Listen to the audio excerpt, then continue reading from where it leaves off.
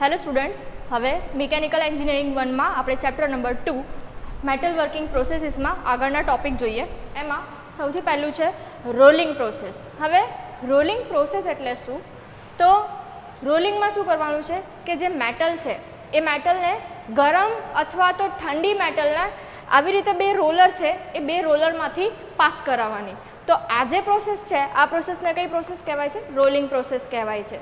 Okay, બે roller છે એ બે રોલર બંને અપોઝિટ ડાયરેક્શનમાં ફરતા હશે.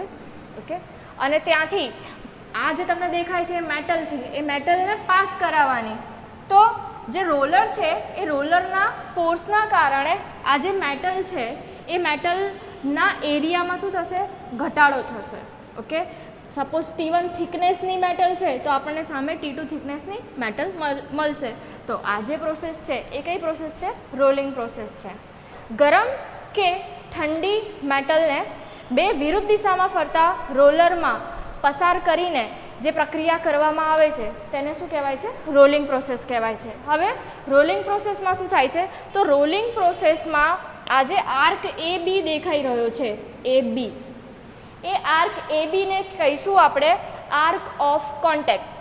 જે મેટલ છે એ મેટલને આપણે રોલરમાંથી પાસ કરીએ છીએ. તો આ જે મેટલ છે એ રોલર સાથે આ આર્ક જે AB દેખાય છે એ AB દરમિયાન કોન્ટેક્ટમાં હશે. એને કહીશું આર્ક ઓફ કોન્ટેક્ટ. ઓકે, દેન જે આ જે AB આર્ક છે એ AB આર્ક સેન્ટર સાથે જે એંગલ બનાવે એને કહેવાય એંગલ ઓફ કોન્ટેક્ટ, અને એને આપણે ડિનોટ કરીએ છીએ થીટા વડે.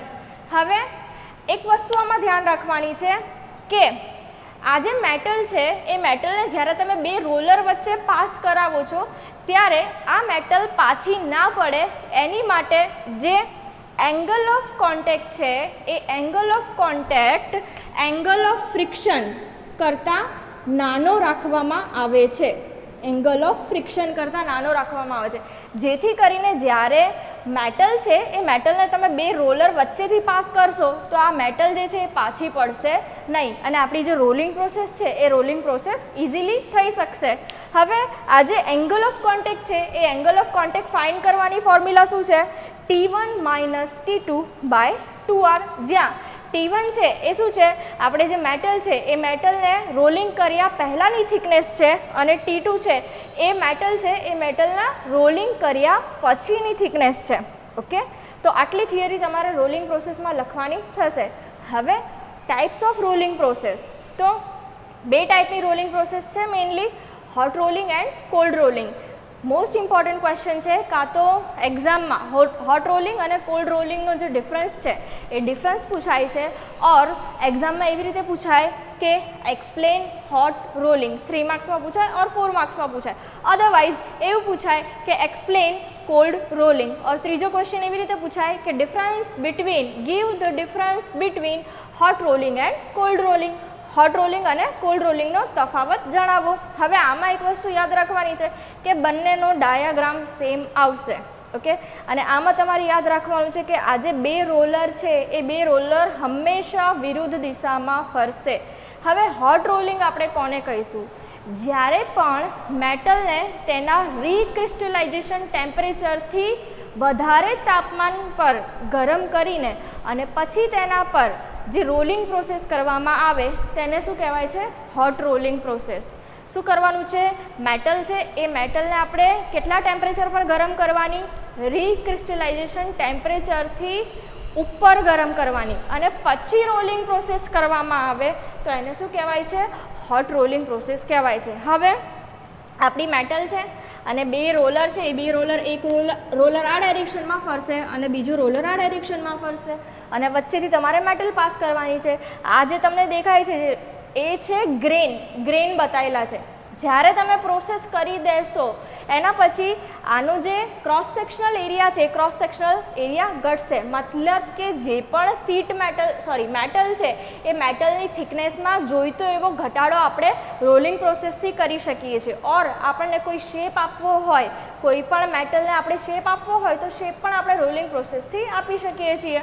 તો અહીંયા રીક્રિસ્ટલાઇઝેશન ટેમ્પરેચરથી વધારે તાપમાન પર જે મેટલ છે એ બે મેટલને આપણે રોલરમાંથી પાસ કરવાની છે, અને હોટ રોલિંગથી જે બી ગ્રેન આપણને મળશે એ ગ્રેન કેવા મળશે, એકદમ રિફાઇન ગ્રેન સ્ટ્રક્ચર મળશે. મતલબ આ જે કણો છે એ કણો એકદમ વ્યવસ્થિત ગોઠવાયેલા હશે. કોના કારણે? હોટ રોલિંગના કારણે. બરાબર. બીજું, આ જે દેખાય છે ઉપરનું રોલર એને કહેવાય છે અપર રોલર અને નીચે છે એને કહેવાય છે લોઅર રોલર. હવે એડવાન્ટેજ અને ડિસએડવાન્ટેજ જોઈ લઈએ. એડવાન્ટેજમાં શું થાય છે કે જ્યારે તમે હોટ રોલિંગ પ્રોસેસ કરો છો તો હોટ રોલિંગ પ્રોસેસના કારણે શું થાય છે કે જે ગ્રેન સ્ટ્રક્ચર છે એ ગ્રેન સ્ટ્રક્ચર કેવું મળે છે, રિફાઇન મળે છે. નાના નાના કણો તમને વ્યવસ્થિત ગોઠવાયેલા મળે છે આખા સ્ટ્રક્ચરમાં. તો એના કારણે જે મેટલ છે એ મેટલની મિકેનિકલ પ્રોપર્ટી ઇમ્પ્રૂવ થાય છે. ઓકે, ઇન્ક્રીઝ થાય છે. Then after it improve productivity. પ્રોડક્ટિવિટીમાં પણ કોઈ પણ મેટલની જે તમારે પ્રોસેસ કરવી છે એની પ્રોડક્ટિવિટીમાં પણ વધારો થાય છે. એના પછી due to high pressure cavities and voids are removed. આમાં શું થાય છે કે તમે હાઈ પ્રેશર વધારે અપ્લાય કરશો તો એના કારણે જે મેટલમાં વોઇડ્સ છે, ઓકે, અને કેવિટીઝ છે એ શું થઈ જશે, રિમૂવ થઈ જશે હોટ રોલિંગના કારણે, હોટ રોલિંગમાં હાઈ પ્રેશરના કારણે. પછી uniformly size and shape is possible. અહીંયા શું થાય છે કે ભાઈ રિફાઇન ગ્રેન સ્ટ્રક્ચર મળે છે એના કારણે જે બી સાઇઝ કે શેપનું આપણને મેટલ જોઈએ છે એ આપણને વ્યવસ્થિત મળી રહે છે. Then after entire process is economic. મતલબ કે આ પ્રોસેસ છે કેવી છે, સસ્તી છે. બહુ સસ્તી ના કહી શકાય પણ ઇકોનોમિક છે. ઓકે. ધેન એના ડિસએડવાન્ટેજ આપણે જોઈ લઈએ. તો ડિસએડવાન્ટેજ શું કહે છે, entire process is carried out under temperature, so metal gets contact with air and due to that metal oxidized that destroy metal surface. કહેવા શું માંગે છે કે આપણે જે હોટ રોલિંગ કરીએ છીએ એ હોટ રોલિંગની પ્રોસેસ હાઈ ટેમ્પરેચર પર થાય છે. ઓકે, કન્ટિન્યુઅસલી એનું તાપમાન વધેલું રહે છે. એના કારણે મેટલ જે છે એ એરની કોન્ટેક્ટમાં આવે છે. એરની કોન્ટેક્ટમાં મેટલ આવશે તો એના કારણે જે મેટલની સરફેસ છે એ મેટલની સરફેસ પર શું થશે, ઓક્સિડાઇઝેશનની પ્રોસેસ થશે. ઓકે, અને ઓક્સિડાઇઝેશનની પ્રોસેસના કારણે જે સરફેસ છે એ સરફેસ ડિસ્ટ્રોય થશે, તૂટી જશે. ઓકે, આ સૌથી પહેલો એનો ડિસએડવાન્ટેજ છે. બરાબર. તેન આફ્ટર સેકન્ડ શું છે કે મટીરિયલ હેન્ડલિંગ અને ટૂલ કોસ્ટ છે એ કેવો રહે છે, હાઈ રહે છે. અને શું છે, એક્યુરેસી ઇઝ નોટ પોસિબલ. આપણને જે એક્યુરેસી જોઈએ છે એ એક્યુરેસી હોટ રોલિંગમાં આપણને મળતી નથી. તો જ્યારે પણ 3 to 4 માર્ક્સમાં હોટ રોલિંગની થિયરી પૂછાય તો પહેલાં તો આ ડાયાગ્રામ બનાવી દેવાનો, એની પછી થિયરી લખી દેવાની કે હોટ રોલિંગ કોને કહેવાય છે. હોટ રોલિંગ કોને કહેવાય છે તો મેટલને તેના પુનઃસ્ફટિકીકરણ તાપમાન એટલે કે રિક્રિસ્ટલાઇઝેશન ટેમ્પરેચરથી વધારે તાપમાન પર ગરમ કરીને અને પછી જે રોલિંગ પ્રક્રિયા કરવામાં આવે છે એને શું કહેવાય છે, હોટ રોલિંગ કહેવાય છે. એના પછી એના એડવાન્ટેજ લખી દેવાના અને ડિસએડવાન્ટેજ લખી દેવાના. હવે આપણે જોઈએ કોલ્ડ રોલિંગ પ્રોસેસ. હવે કોલ્ડ રોલિંગ પ્રોસેસમાં મેઇન જે ડિફરન્સ છે, જો ડાયાગ્રામ તો બંનેના સેમ છે પણ આ જે અંદર ગ્રેન્સ બતાવેલા છે એ ગ્રેન્સ કેવા છે, અલગ અલગ છે. હોટ રોલિંગના કારણે આપણને જે ગ્રેન મળશે કેવું હશે, એકદમ રિફાઇન ગ્રેન સ્ટ્રક્ચર હશે, નાના નાના કણો વ્યવસ્થિત ગોઠવાયેલા હશે. જ્યારે તમે કોલ્ડ રોલિંગ કરશો તો કોલ્ડ રોલિંગના કારણે શું થશે, જે ગ્રેન છે એ અંદરથી અમુક તૂટેલા ગ્રેન હશે. બરાબર. કોઈ પણ વસ્તુ છે એ કોઈ પણ વસ્તુને તમે વધારે પડતી ઠંડી હોય તો એમાં ક્રેક્સ પડવાના ચાન્સીસ હોય છે. હવે આપણે પહેલાં તો કોલ્ડ રોલિંગની ડેફિનેશન જોઈ લઈએ કે કોલ્ડ રોલિંગ કોને કહેવાય છે. તો કોઈ પણ મેટલ છે એ મેટલને જ્યારે આપણે તેના રિક્રિસ્ટલાઇઝેશન ટેમ્પરેચરથી ઓછા તાપમાન પર ગરમ કરીને અને પછી રોલિંગ પ્રોસેસ કરીએ છીએ તો એને શું કહેવાય છે, કોલ્ડ રોલિંગ. આમાં શું હતું, આમાં તમારે યાદ રાખવાનું છે અબોવ રિક્રિસ્ટલાઇઝેશન ટેમ્પરેચર હોટ રોલિંગમાં. ઓકે, અને કોલ્ડ રોલિંગમાં શું થશે, બિલો રિક્રિસ્ટલાઇઝેશન ટેમ્પરેચર. ઓકે, તો કોલ્ડ રોલિંગ શું છે, કોલ્ડ રોલિંગ પ્રોસેસ આપણે શેના પર કરીએ છીએ તો કોઈ પણ મેટલ છે એ મેટલને તેના રીક્રિસ્ટલાઇઝેશન ટેમ્પરેચરથી નીચા તાપમાન પર ગરમ કરીને અને જે રોલિંગ પ્રક્રિયા કરવામાં આવે છે તો એને શું કહેવાય છે? કોલ્ડ રોલિંગ કહેવાય છે. હવે કોલ્ડ રોલિંગમાં શું થાય છે કે જે પણ ગ્રેન છે એ ગ્રેન આપણને કેવા મળે છે? તૂટેલા મળે છે, ફાઇન ગ્રેન સ્ટ્રક્ચર મળતું નથી. હવે કોલ્ડ રોલિંગ પ્રોસેસના આપણે એડવાન્ટેજ જોઈ લઈએ અને ડિસએડવાન્ટેજ જોઈ લઈએ. એમાં સૌથી પહેલું છે શું છે? Polished and shine finish surface is achieve. મતલબ કે કોલ્ડ રોલિંગના કારણે જે સરફેસ મળે છે એ કેવી મળે છે? સારી, પોલિશ્ડ હશે અને શાઇન ફિનિશવાળી તમને સરફેસ મળશે. Measurement accuracy is achieve. આમાં જે કોલ્ડ રોલિંગ તમે કરશો કોઈ પણ મેટલ પર તો એની એક્યુરેસી કેવી હશે? એક્યુરેસી સારી હશે. Process is carried out at below recrystallization temperature. જે ડેફિનેશનમાં લખેલું છે એ જ છે કે એની જે પ્રોસેસ છે કોલ્ડ રોલિંગની જે પ્રક્રિયા છે એ આપણે કેટલા તાપમાન પર કરીએ છીએ? રીક્રિસ્ટલાઇઝેશન ટેમ્પરેચરથી નીચા તાપમાન પર.